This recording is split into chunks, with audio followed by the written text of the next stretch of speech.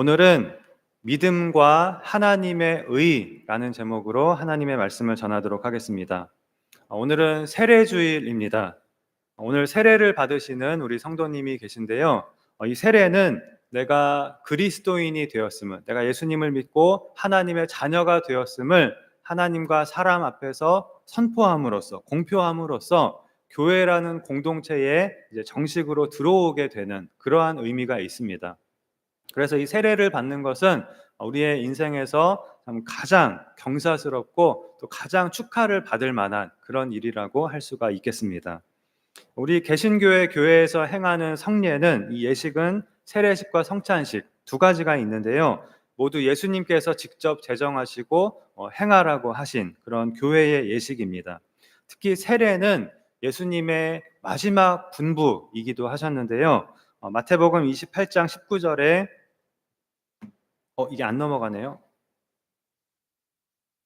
넘겨주세요. 네, 마태복음 28장 19절에 그러므로 너희는 가서 모든 민족을 제자로 삼아 아버지와 아들과 성령의 이름으로 세례를 베풀고 라고 하였습니다. 그래서 사도행전 2장에 보면 예수님이 승천하신 후에 오순절 날에 예수님께서 약속하신 성령의 강림을 하시게 되는데, 이날 베드로의 설교를 듣고 유대인 3천 명이 그날 세례를 받게 되었고, 이것이 초대교회의 시작이었습니다. 그리고 이후에는 사도행전 8장에 에디오피아 내시에게 빌립이 복음을 전하여서 에디오피아 내시가 세례를 받는 것이 기록이 되어 있고요. 또 이후로도 사도행전에는 사람들이 복음을 듣고 예수님을 믿고 세례를 받는 그런 내용이 계속해서 나오게 됩니다. 그렇게 예수님께서 이 땅에 세우신 교회는 예수님의 지상 명령을 따라 모든 민족을 향하여 복음을 전하고 세례를 베풀기 시작하였고, 그것이 2000년이 지나서 오늘에까지 이르고 있습니다. 그런데 우리가 이 세례에 대해서 분명하게 알아야 할 것이 있습니다. 세례는, 그리고 우리가 세례를 행하는 것은 분명 중요하지만 또한 동시에 중요하지 않다고도 할 수가 있다는 것입니다. 중요하지 않다라는 표현은 좀 이상하기는 한데요. 중요하지 않은 것은 아니지요. 세례는 중요합니다. 우리가 예수님을 믿는다면 세례를 받는 것이 당연하고 또 세례를 받아야 합니다. 다만 우리가 세례에 대해서 알아야 할 것은, 우리가 세례를 받음에 있어서 이 세례 자체나 또는 세례를 받는 것 자체가 핵심이 아니라는 것입니다. 그럼 무엇이 핵심입니까? 예수님을 믿는 것이지요. 예수님을 믿음으로 우리는 그리스도인이 되고 하나님의 자녀가 되는 것이지, 세례를 받음으로써 되는 것이 아닙니다. 그 누구도 내가 예수님을 믿지 않는데 세례를 받는다고 해서 그리스도인이 될 수 없습니다. 또 반대로 아직 세례는 받지 않았지만 예수님을 믿는다면 그 사람은 이미 하나님의 자녀가 된 것입니다. 다시 말하면 우리는 오직 예수님을 믿음으로 구원을 받고 하나님의 자녀가 되는 것이지, 세례라는 의식에 어떤 구원의 효력이나 죄 씻음의 효력 같은 것이 들어있는 것이 아니라는 것입니다. 그런 의미에서 세례는 중요하기도 하고 또한 중요하지 않기도 하다고 말씀을 드린 것입니다. 세례는 우리가 받은 구원을 외적으로 나타내는 그런 구원의 표징으로서 중요한 의미를 갖지만, 우리가 받은 구원의 핵심은 믿음에 있는 것입니다. 그것도 오직 믿음에 있는 것입니다. 어떤 사람들은 이 세례의 형식에 대해서 우리의 몸 전체를 물속에 들어갔다 나오게 하는 그런 침례가 맞다, 아니다, 그것 성경적으로 아니다, 물을 뿌리는 것이 맞다, 이렇게 서로 싸우는 사람들이 있습니다. 이런 방식이 맞는 것이고 다른 방식은 틀렸다, 그것은 세례라고 인정할 수 없다, 이렇게 주장을 하는 것이지요. 그렇게 세례의 형식을 가지고 다투는 사람들이, 완강하게 다투는 사람들이 있습니다. 그런데 사실 성경을 자세히 살펴보면, 자세히 연구해 보면 당시에 세례를 정확히 어떤 방식으로 주었는지 이것을 우리가 단언할 수는 없습니다. 성경에서 세례를 주었던 방식이 정확히 침례였는지 다른 방식이었는지를 사실은 명확하게 밝혀낼 수가 없습니다. 그리고 무엇보다도 성경 말씀에 따르면 그것은 세례에 있어서 절대로 중요한 부분이 아닙니다. 세례의 형식이나 세례의 방식이 중요하다고 어디에도 나오지 않습니다. 만일 형식이 중요했다면 성경은 분명히 세례는 어떻게 주어야 하는지 그 방식과 절차를 자세하고 분명하게 기록을 하였을 것입니다. 세례에서 중요한 것은 형식이나 방식이 아닙니다. 세례를 받는 사람의 믿음, 그리고 그 세례의 의미가 중요한 것입니다. 나는 예수님을 믿음으로, 예수님을 구주로 영접함으로 죄사함을 받고 하나님의 자녀가 되었습니다. 주님의 한 몸을 이루는 교회의 지체가 되었습니다. 이제 나는 하나님의 백성으로서 새 생명의 삶을 살겠습니다. 이것이 세례의 의미이고, 또 이러한 믿음으로 세례를 받는 것이 세례에서 가장 중요한 부분인 것입니다. 세례를 베풀라라고 하신 이 예수님의 지상 명령에서도 사실은 세례를 베풀라 여기에 강조점이 있다기보다는, 세례의 강조점이 있다기보다는 모든 민족을 제자로 삼아 여기에 강조점이 있다고 할 수가 있습니다. 모든 민족에게 너희는 복음을 전함으로 예수님을 믿고 구원을 받게 만들어라 라는 것입니다. 이것이 예수님의 명령인 것입니다. 세례는 예수님을 믿은 이들에게 자연히 따르는 결과이고 절차이지 세례로 구원을 받는 것이 아닙니다. 예수님을 믿음으로 구원을 받고 하나님의 자녀가 되는 것입니다. 이것이 성경의 복음이지요. 바로 이 복음, 성경이 우리에게 말씀하고 있는 복음이 바로 이것입니다. 성경 전체가 이 복음을 우리에게 말씀하고 있습니다. 우리는 오직 예수님을 믿음으로 구원을 받는다는 것입니다. 이것이 성경의 복음입니다. 그 중에서도 특별히 이 복음을 신학적으로 또 교리적으로 가장 자세하고 완전하게 설명하고 있는 성경이 바로 오늘 우리가 읽은 로마서입니다. 특히 로마서에서 바울은 기독교의 구원의 교리의 핵심인 이신칭의에 대해서 자세히 아주 풀어서 설명을 하고 있는데요. 이신칭의, 믿음으로써 의롭다 칭함을 받는다라는 뜻입니다. 즉 우리가 믿을 때, 예수님을 믿을 때 하나님께서 우리를 의롭다 칭하신다, 너는 의롭다라고 해주신다는 것입니다. 이것이 우리가 성경에서 알아야 할 가장 중요한 말씀이라고 할 수 있습니다. 우리는 다 죄인인데, 다 우리에게 죄가 있는데 하나님께서 우리를 의롭다고 칭해 주시는 것, 우리에게 의인이라고 해주시는 것, 너는 의인이다 이렇게 선언해 주시는 것, 이것이 성경이 말씀하는 구원인 것입니다. 이 칭의가 우리의 구원에 있어서 그리고 우리의 삶에 있어서도 너무나도 중요한데요. 우리가 이 칭의에 대해서 제대로 아는 것, 그것이 이제 우리의 삶에 있어서 너무나 중요한 기초가 됩니다. 이 칭의에 대한 이해가 없으면, 이 칭의에 대한 확신과 믿음이 없으면 우리의 삶도 또 우리의 신앙도 잘못된 길로 나아갈 수밖에 없습니다. 그러니까 우리가 이 세상에서 만나는 모든 어려운 일들과 시험과 역경을 이기며 살아가기 위해서도, 그리고 또 우리가 올바른 믿음을 가지고 올바른 신앙생활을 하기 위해서도 우리에게 가장 중요한 기초가 되는 것이 바로 이 칭의, 이신칭의의 교리인 것입니다. 우리가 예수님을 믿을 때 하나님은 우리를 의롭다 칭하신다라는 것입니다. 그런데 로마서에서 바울이 이 칭의를 설명하기 위해서 사용하는 아주 중요한 용어가 하나가 있습니다. 바로 오늘 본문에 나오는 하나님의 의라는 용어입니다. 오늘 본문 21절에 이제는 율법 외에 하나님의 한 의가 나타났으니 라고 하였습니다. 이 하나님의 의가 무엇이길래 콕 집어서 이렇게 하나님의 한 의라고 하였을까요? 바로 다음 절에 이 하나님의 의가 무엇인지를 이렇게 말씀합니다. 곧 예수 그리스도를 믿음으로 말미암아 모든 믿는 자에게 미치는 하나님의 의니. 우리가 예수님을 믿을 때 그 믿는 자에게 하나님께서 주시는 하나님의 의라는 것입니다. 로마서의 주제라고 할 수 있는 로마서 1장 17절에도 역시 이 하나님의 의에 대해서 말씀을 하고 있는데요. 복음에는 역시 하나님의 의가 나타나서 믿음으로 믿음에 이르게 하나니라고 하였습니다. 복음이 무엇입니까? 우리가 예수님을 믿을 때 하나님께서 우리를 의롭다 칭하신다는 것입니다. 우리가 의로워서, 우리에게 의가 있어서 하나님이 우리를 의롭다 칭하시는 것입니까? 아닙니다.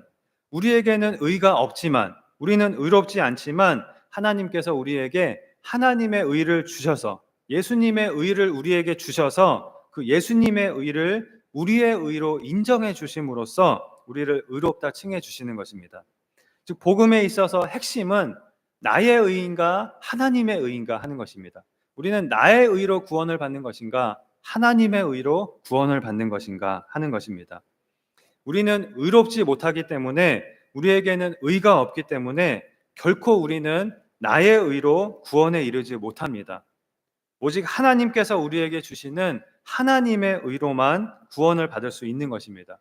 우리가 예수님을 믿을 때 하나님께서 우리에게 하나님의 의를 선물로 주시고 우리를 의롭다 칭해 주심으로 우리가 의인으로 인정을 받게 되는 것입니다. 이것이 복음인 것입니다.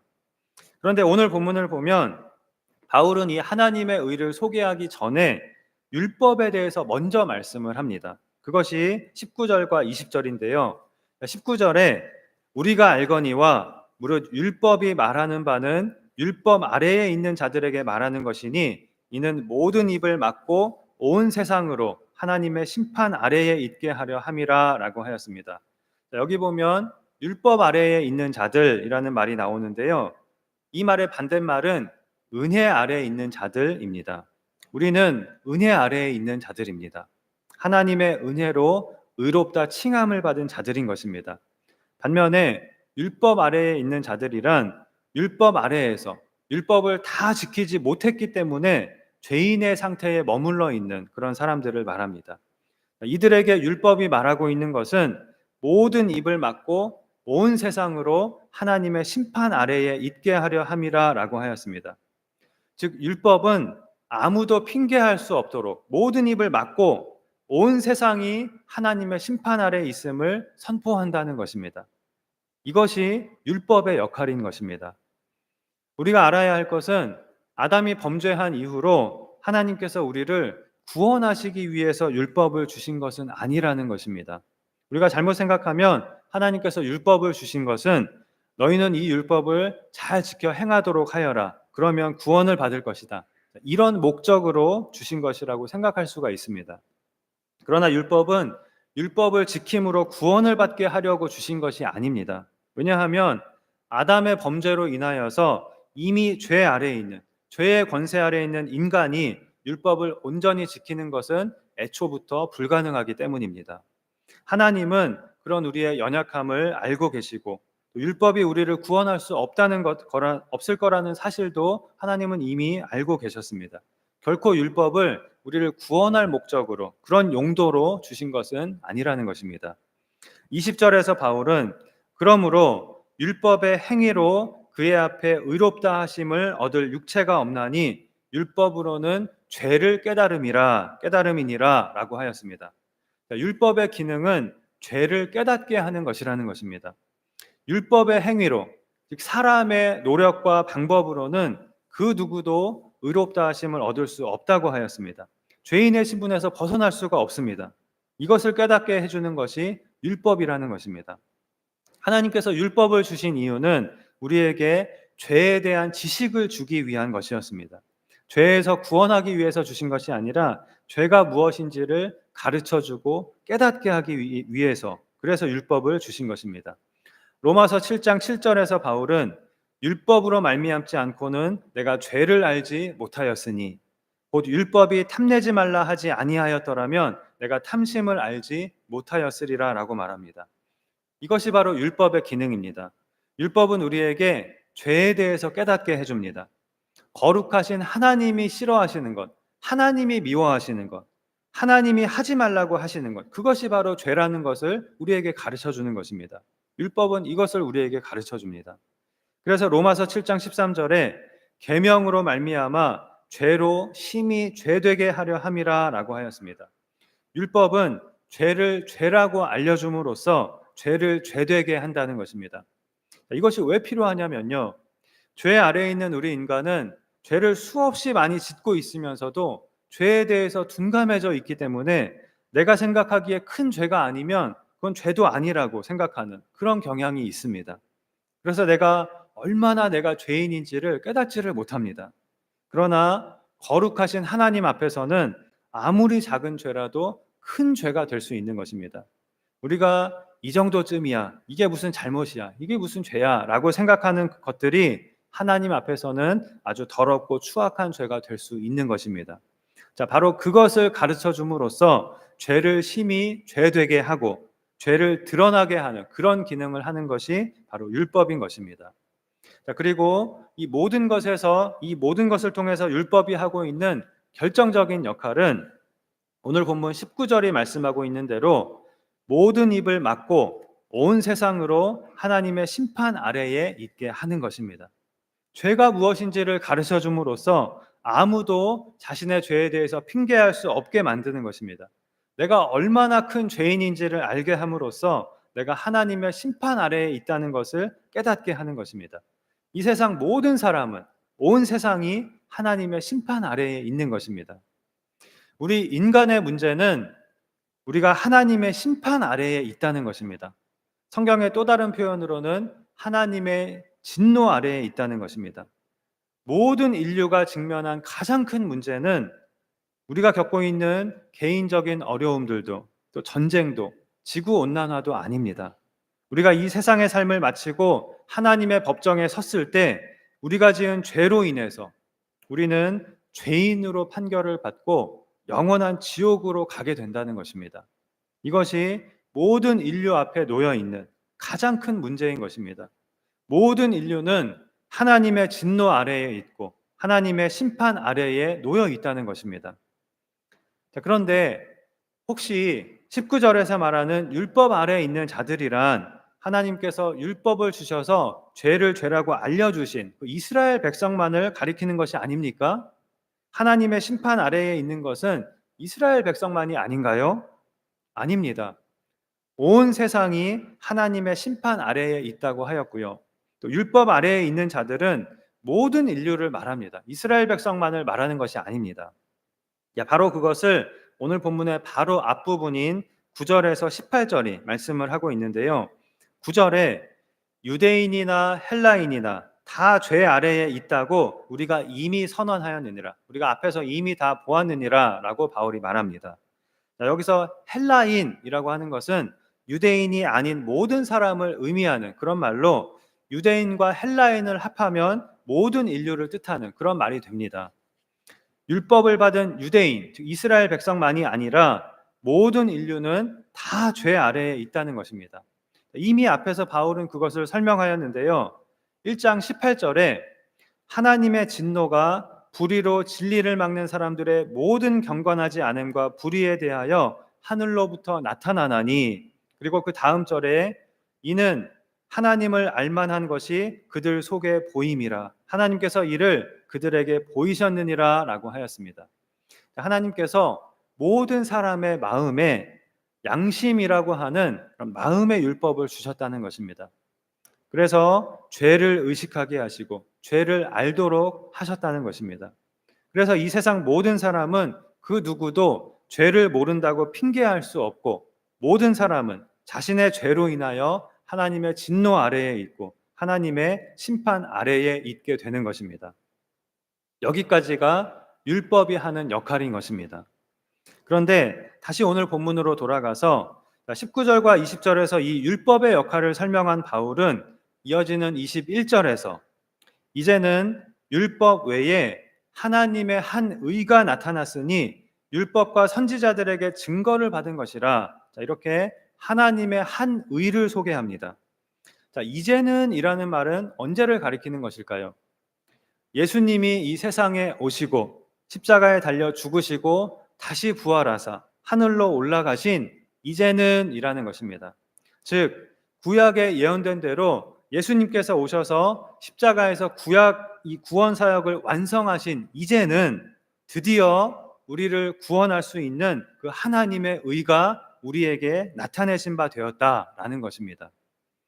하나님께서 구약 시대에 율법을 먼저 주신 것은 우리를 바로 이 하나님의 의로 인도하시기 위함이었습니다. 율법을 통해서 죄에 대하여 알고 내가 죄인임을 깨달아야, 내가 하나님의 진노 아래에 있고 하나님의 심판 아래에 있다는 것을 깨달아야 하나님께서 주시는 구원의 은혜를 받을 수 있기 때문입니다. 그래서 갈라디아서에서 바울은 율법을 가리켜서 초등교사라고 말합니다. 갈라디아서 3장 24절입니다. 이같이 율법이 우리를 그리스도께로 인도하는 초등교사가 되어 우리로 하여금 믿음으로 말미암아 의롭다 함을 얻게 하려 함이라. 율법은 우리를 진짜 교사인, 최종적인 교사인 예수님께로 인도하는 초등교사, 초등 수준의 교사라는 것입니다. 그리고 진짜 교사인 예수님께서 하시는 일은 믿음으로 말미암아 의롭다 함을 얻게 하는 것이라는 것입니다.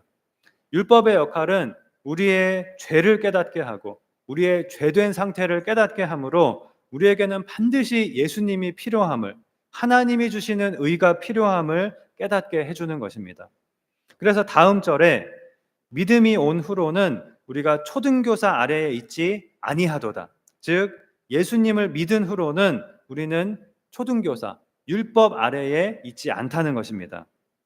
그리고 다음 절에 너희가 다 믿음으로 말미암아 그리스도 예수 안에서 하나님의 아들이 되었으니, 또 그 다음 절에 누구든지 그리스도와 합하기 위하여 세례를 받은 자는 그리스도로 옷 입었느니라 라고 하였습니다.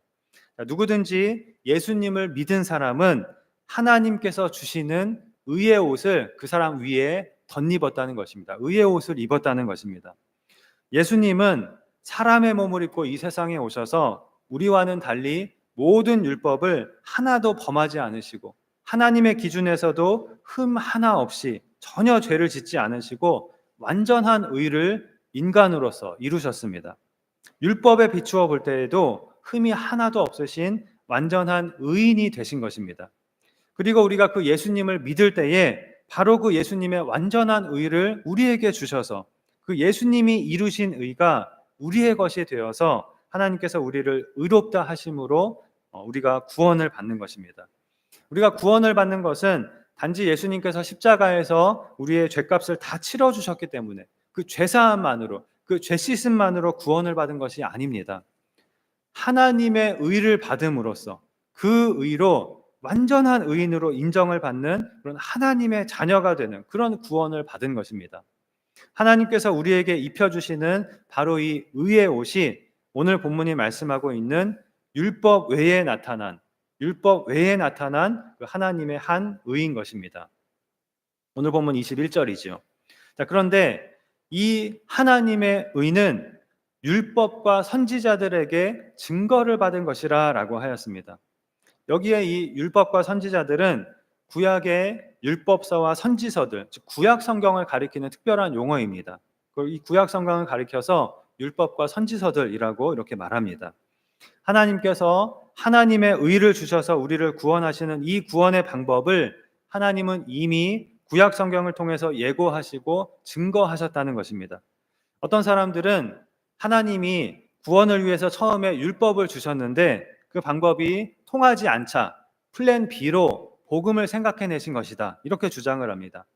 하나님이 처음에 율법으로 사람을 구원하려고 하셨다가 그 계획이 실패하자 복음을 생각해내셨다는 것입니다.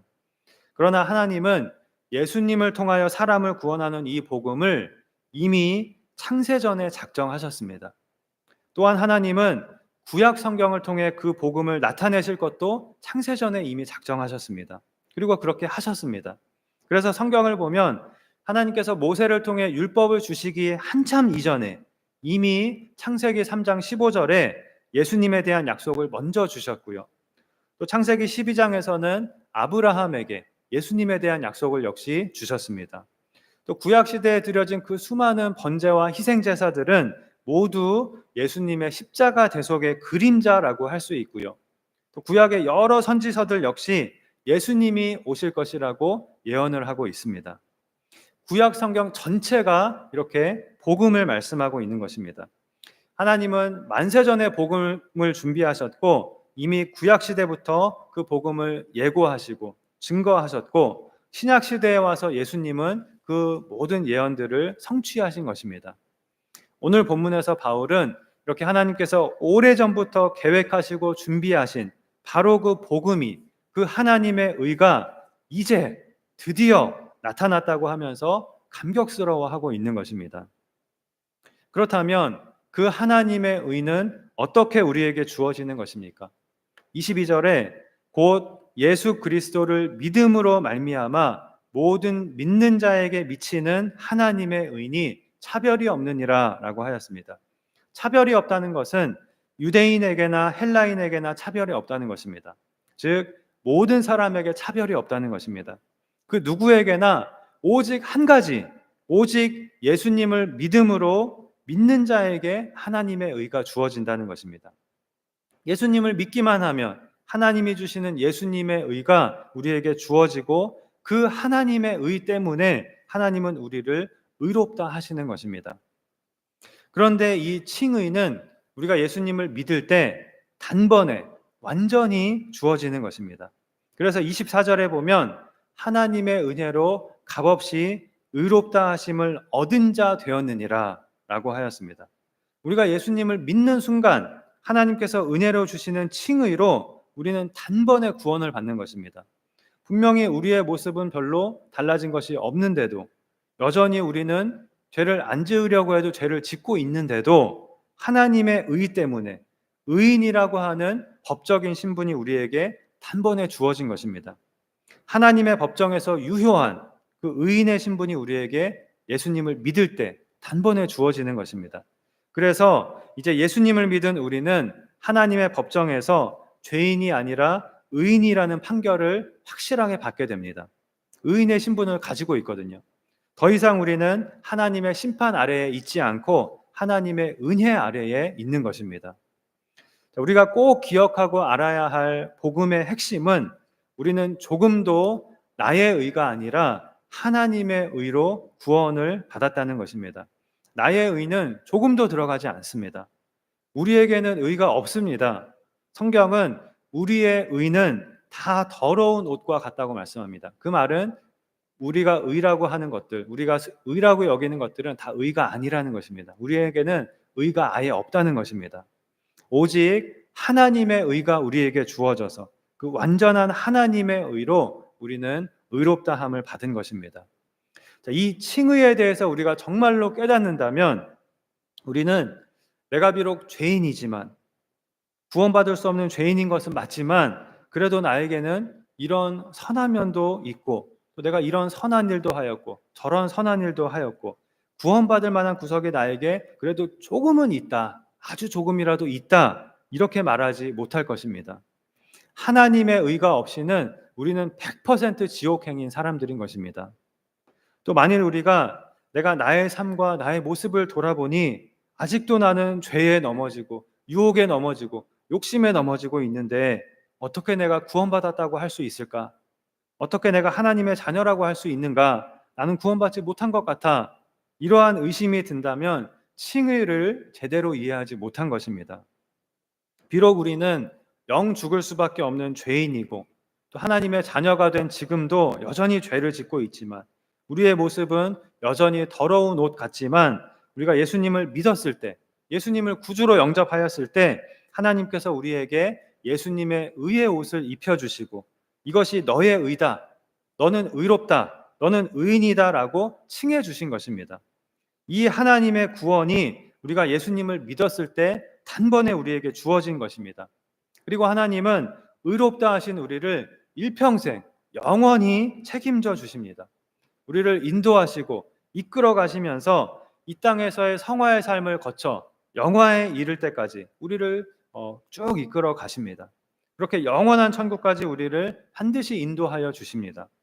그래서 이 칭의가 우리가 칭의에 대해서 확실히 알고 또 확신을 가지는 것이 우리가 이 세상에서 모든 일을 견디고 이겨낼 수 있는 그런 기초가 되고 주님이 다시 오시는 그날까지 우리가 끝까지 믿음을 지킬 수 있는 아주 중요한 기초가 되는 것입니다. 믿음은 나를 바라보지 않고 하나님을 바라보는 것입니다. 나의 의를 바라보지 않고 하나님의 의를 바라보는 것입니다. 바로 그 믿음으로 우리는 하나님의 의를 선물로 받고 구원을 받는 것입니다. 그런데 잘못하면 우리가 우리를 구원하는 것이 나의 믿음이라고 착각을 할 수가 있습니다. 다른 사람은 안 믿었는데 나는 믿었잖아. 그러니까 나는 다른 사람이 받지 못하는 구원을 받을 자격이 있어. 이렇게 착각을 할 수가 있습니다. 그러나 우리가 믿음으로 구원을 받는다고 하는 말은 나를 구원하는 것이 나의 믿음이란 뜻은 아닙니다. 그렇게 되면 나의 믿음이 구원의 공로가 되어버리는 것입니다. 그러나 성경은 우리의 구원에는 우리가 자랑할 것이 조금도 없고 우리의 공로는 조금도 없다는 것을 분명히 말씀합니다. 믿음을 통해서 우리는 하나님의 의를 선물로 받는 것입니다. 믿음은 도구일 뿐이고 우리가 의롭다함을 받는 것은 오직 예수님과 예수님께서 행하신 일로 인해서인 것입니다. 여기에 대해서는 다음 시간에 좀 더 자세하게 살펴보겠습니다. 우리는 오직 예수님의 공로로 구원을 받습니다. 그런데 우리는 자꾸 하나님 앞에서 나의 공로를 조금만이라도 좀 내세우고 싶어 합니다. 하나님, 제가 이렇게 열심히 봉사했어요. 열심히 헌신했어요. 열심히 신앙생활했어요.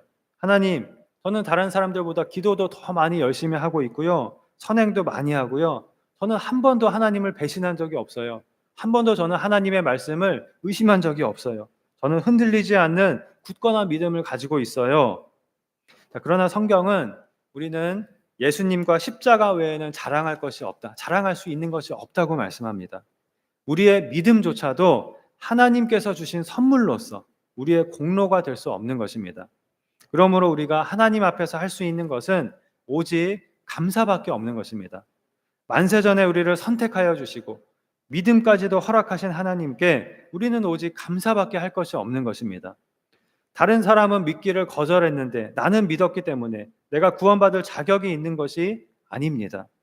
내가 예수님을 믿고 구원을 받은 것은 전적으로 하나님의 은혜인 것입니다. 하나님, 저 사람은 안 믿었는데 나는 믿었어요. 잘했지요? 이것이 아니라 믿음을 주셔서 감사합니다. 이것이 되어야 하는 것입니다. 칭의의 은혜에 대한 이 감사의 신앙이 우리가 하나님을 위하여 살아가는 모든 삶의 기초가 되고 바탕이 되는 것입니다. 세례에 있어서도 가장 중요한 것은 우리가 이 믿음을 고백하며 내가 이제부터 하나님과 동행하며 하나님께서 주신 새 생명의 삶을 살겠습니다. 내가 이제부터 나를 구원하여 주신 하나님을 위하여 살겠습니다. 이렇게 하나님께 나를 드리기로 헌신하는 것이 가장 중요한 것입니다.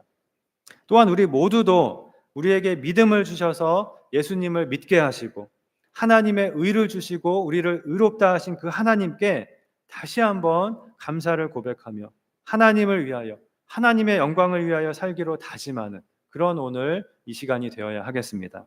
그럼으로써 이 세상에서 어떠한 일을 만나고 어떠한 유혹과 시험을 만나도 하나님께서 나를 의롭다 하셨다는 그 칭의에 대한 확실한 믿음을 가지고 흔들리지 말고 모든 시험을 이기고 믿음을 끝까지 지키며 성삼위 하나님의 동행하심과 도우심에 힘입어서 승리의 삶을 살아가는 그런 우리 모두가 될 수 있기를 주님의 이름으로 축원합니다. 기도하시겠습니다.